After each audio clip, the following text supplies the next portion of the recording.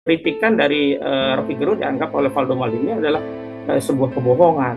Ini kan seperti pengkondisian, seolah-olah ini berubah lagi ranahnya dari delik yang tadinya penghinaan presiden menjadi kabar bohong. Dan kalaupun iya, ini akan disidik dengan pasal 14 ayat 1 dan 2 Undang-Undang 1 tahun 46 ini ya.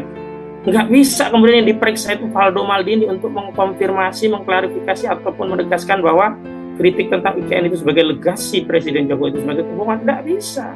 Harus Presiden Jokowi yang diperiksa. Karena keterangan Valdo Maldini itu dalam hukum sifatnya hanya testimoni de audito, tidak bernilai. Sementara saksi di dalam proses perkara itu, di dalam kuhap ditegaskan bahwa yang namanya saksi itu adalah orang yang mendengar, melihat, mengalami sendiri suatu peristiwa. Nah, Valdo itu tidak mengalami sendiri. Karena kebijakan IKN itu bukan kebijakannya Valdo. Jadi Valdo tidak punya wewenang bertindak untuk dan atas nama Presiden Jokowi. Dan kalau itu menjadi framing bahwa itu kebohongan, ya sekali lagi ini masuk pada apa yang disampaikan oleh Pak Suno tadi.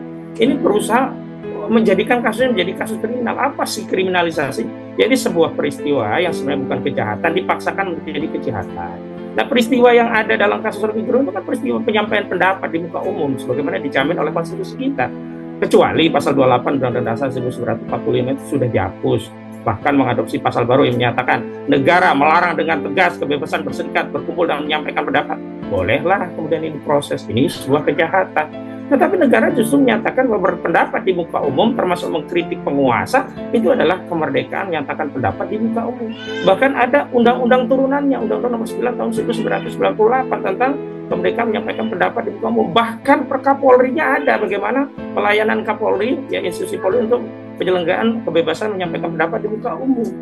Jadi dari mana itu loh? Nanti bisa masuk kriminalisasi.